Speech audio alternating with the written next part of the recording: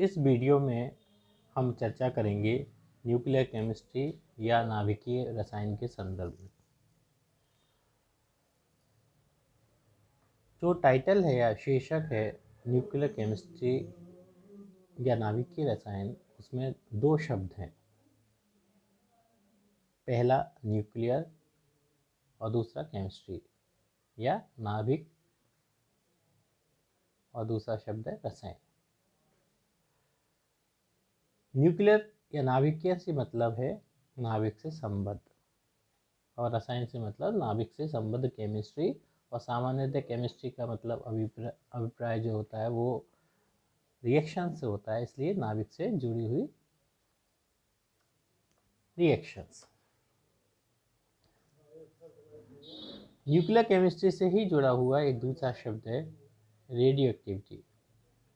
अब दोबारा से इसको संधि विच्छेद करते हैं। रेडियो एक्टिविटी अर्थात रेडियो मतलब रेडिएशन से संबद्ध और एक्टिविटी मतलब जो है सक्रियता।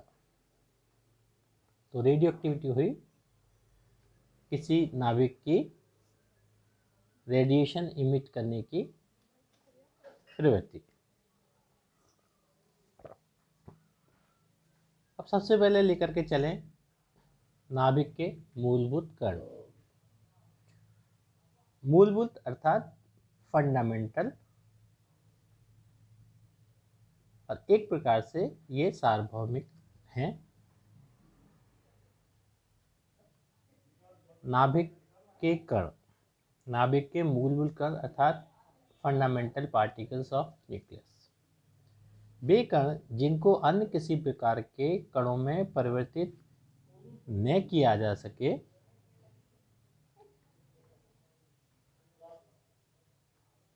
और जिनकी उत्पत्ति किसी अन्य कण से नहीं होती हो, नाभिक के मूलभूत कण या न्यूक्लियन कहलाते हैं। इन मूलभूत कणों में अंतर परिवर्तन हो सकता है।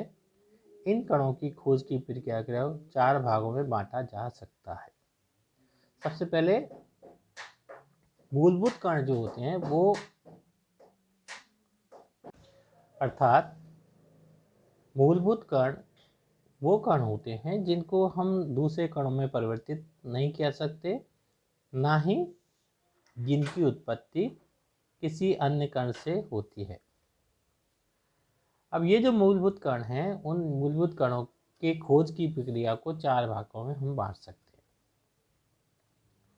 प्रथम चरण,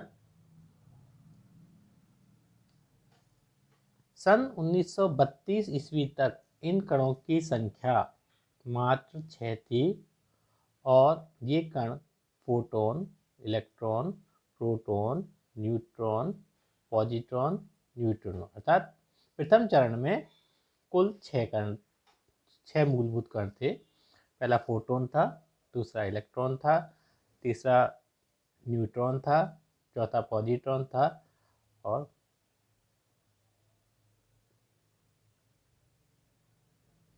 पांचवा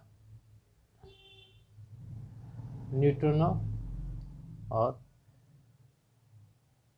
प्रोटॉन। द्वितीय चरण, सन 1935 ईस्वी ने युकावा नामक वैज्ञानिक ने क्वांटम सिद्धांत दिया, जिसके आधार पर सन 1938 ईस्वी में म्यूऑन कणों की खोज की गई। क्वांटम सिद्धांत के आधार पर, युकावा के क्वांटम सिद्धांत के आधार पर म्यूऑन कणों की खोज की गई। पाइयोन कणों की खोज 1947 में की गई।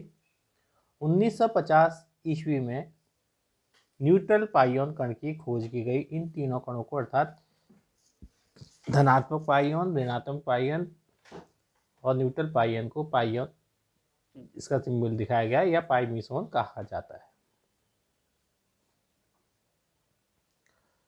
तीसरा चरण, सन 1949 से 1964 ईस्वी तक एंटी न्यूक्लियन प्रतिन्यूक्लियन की खोज की गई। न्यूक्लियनों की पाए जाने की प्रायोगिक पुष्टि भी इसी चरण में हुई। ठीक है। अगला चरण, चतुर्थ चरण, सन 1964 में क्वार्क कणों का विचार प्रस्तुत किया गया। प्रारंभ में इनकी संख्या 3 थी, जिन्हें म्यू क्वार्क, डी क्वार्क और एस क्वार्क का नाम दिया गया। इनकी सहायता से मीसोन तथा हेड्रॉन की संरचना की पुष्टि की गई। क्वार्क सिद्धांत दिया गया 1964 में, जिसमें म्यू क्वार्क, डी क्वार्क और एस क्वार्क थे, और इन क्वार्क सिद्धांत के आधार पर मीसोन और हाइड्रोनों की संरचना की पुष्टि की गई। इसी चरण में लेप्टॉन की खोज की गई तथा इनके संगत न्यूक्लियनों की परिकल्पना की गई।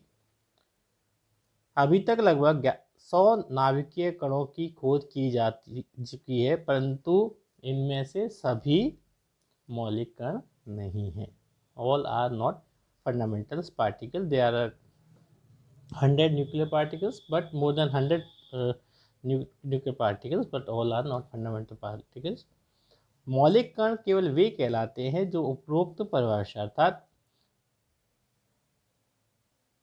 जिनको किसी प्रकार के कणों में परिवर्तित ना किया जा सकते और जिनकी उत्पत्ति किसी अन्य कण से नहीं होती है के अंतर्गत आते हैं। विभिन्न कणों को 2 भागों में विभाजित कर सकते हैं। लेप्टो, ये मौलिक कण हैं जो बहुत छोटे होते हैं और इन पर दुर्बल बल कार्य करते हैं, जैसे electron, positron, neutrino, anti neutrino आदि। दूसरा, हेड्रॉन, ये वे कण हैं जिन पर प्रबल बल लगता है, जैसे न्यूट्रॉन, प्रोटॉन, मीसोन आदि।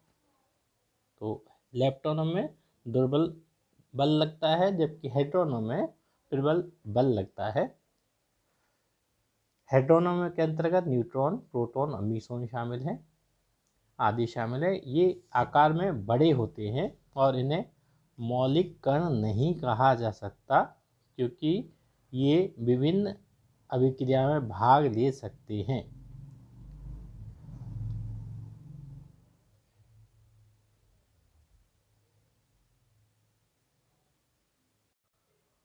इस प्रकार हमारी मूलभूत कणों के संदर्भ में या न्यूक्लियर कणों के संदर्भ में चर्चा समाप्त हुई। अब हम देखें न्यूक्लियाइड की संरचना। किसी भी एटम के अंतर्गत हम जानते हैं कि एक न्यूक्लियस होता है और उसको सराउंडिंग इलेक्ट्रॉन्स होते हैं।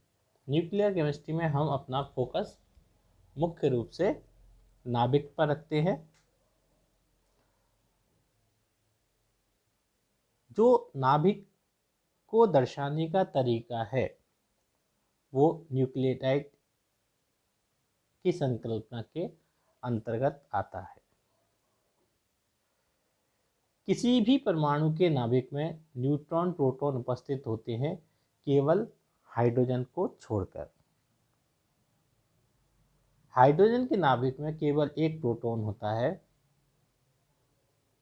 प्रोटॉन तथा न्यूट्रॉन दोनों का द्रव्यमान मिलकर नाभिक का द्रव्यमान बनाता है। तो कोई भी नाभिक होगा तो उस नाभिक में एक न्यूट्रॉन होगा, एक प्रोटॉन होगा और उस नाभिक का द्रव्यमान न्यूट्रॉन और प्रोटॉन दोनों से मिलकर के बना हुआ होता है।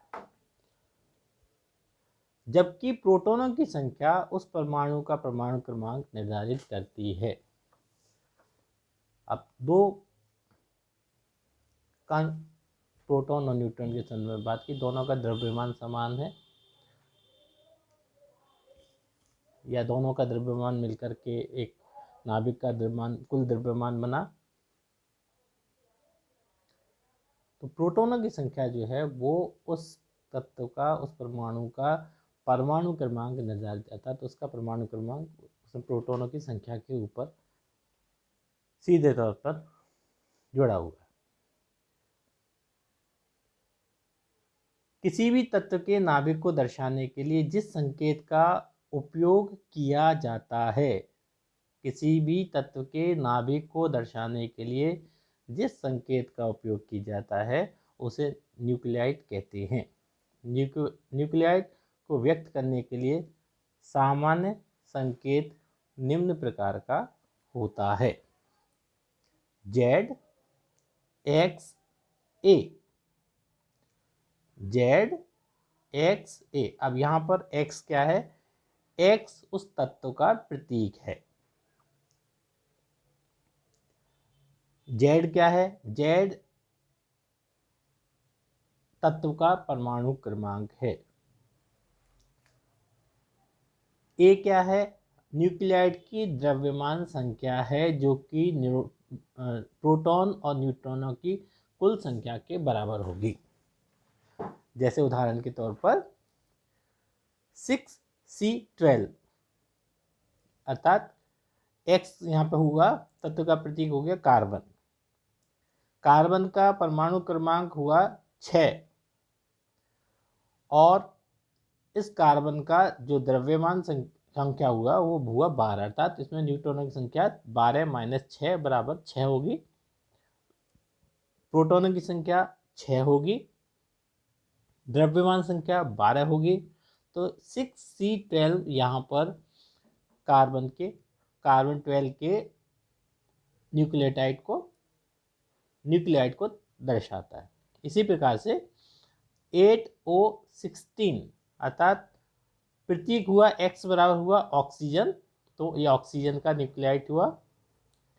8 हुआ इसका परमाणु क्रमांक, 16 हुई द्रव्यमान संख्या, अर्थात इसमें ऑक्सीजन का न्यूक्लियाइड है जिसमें कि 8 प्रोटॉन हैं, और 16 - 8 बराबर 8 न्यूट्रॉन हैं।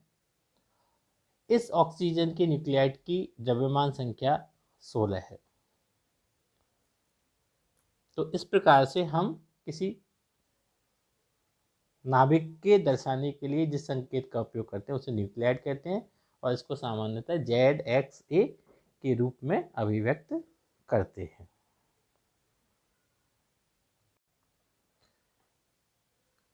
इस वीडियो में इतना। Thank you.